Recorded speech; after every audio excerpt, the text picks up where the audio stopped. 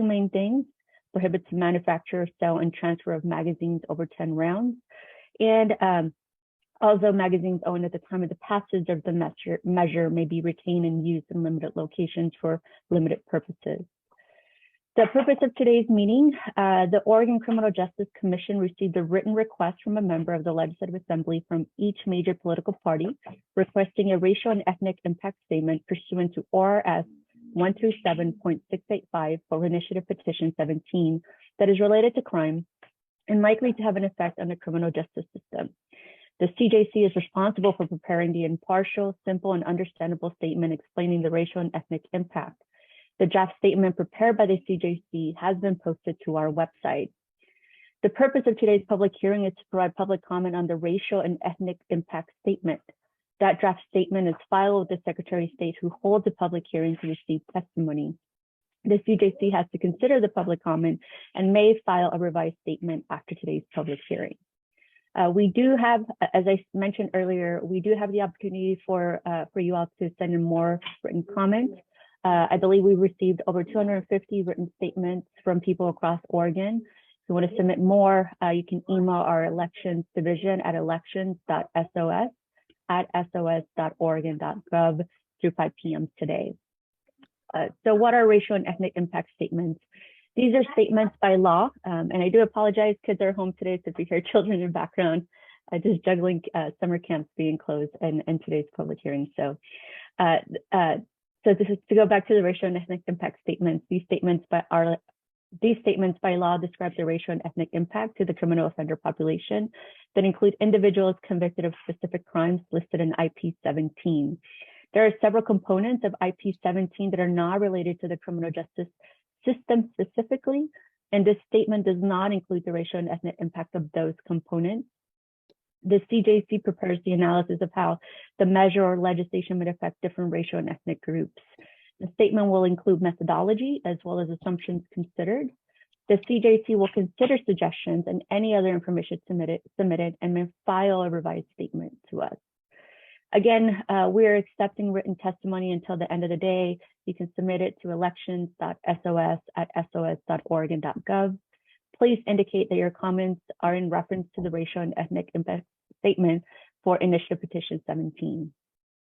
When I call you, please state your name for the record and name any organization you are representing, then begin your public comment. Again, we're limiting these to 3 minutes today. I will keep a timer and give you a 1-minute warning.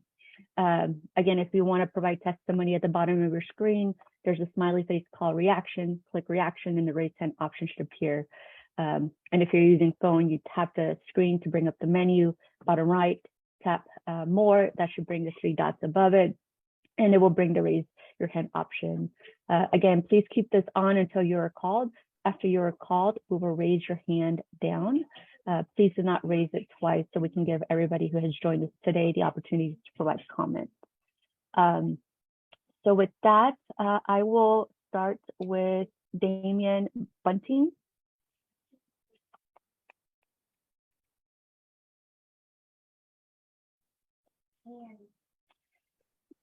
Damien, if you want to unmute yourself, sorry.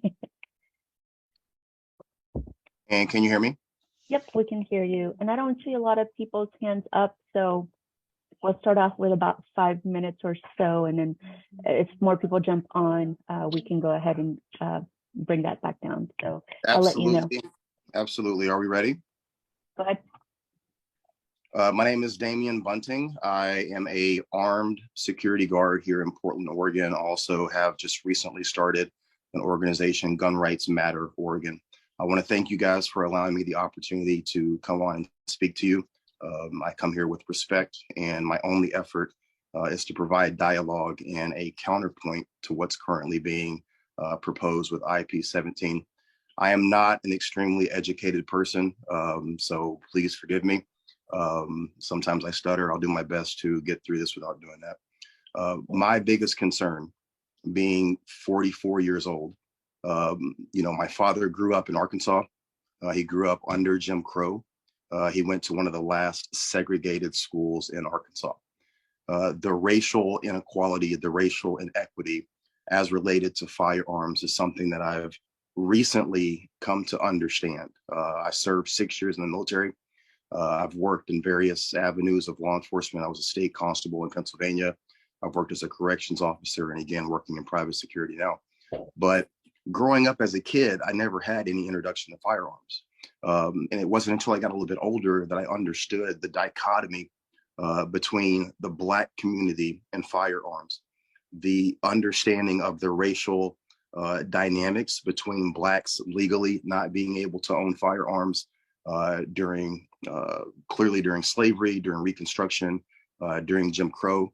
And then my father coming up in the 50s and 60s in Arkansas, the racial issues and how even having a gun legally, how that could lead to a host of issues and problems with the police.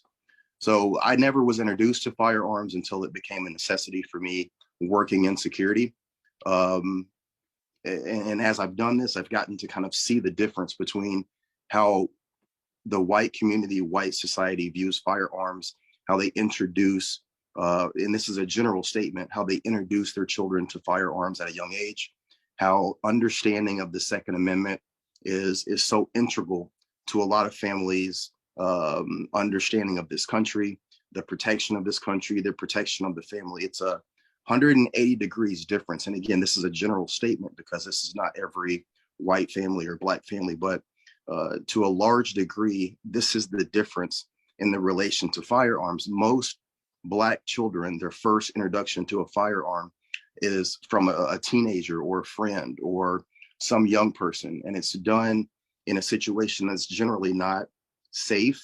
It's not done in a way that is teaching, fundamentals of how you go about doing this in a legal manner.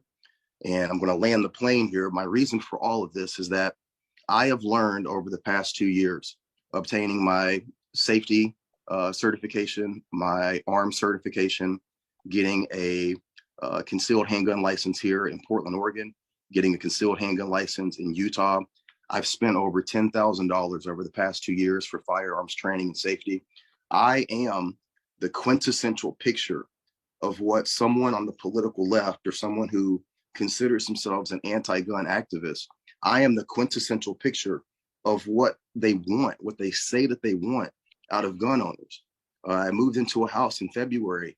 I spent $1,000 on a gun safe. I keep my guns locked up.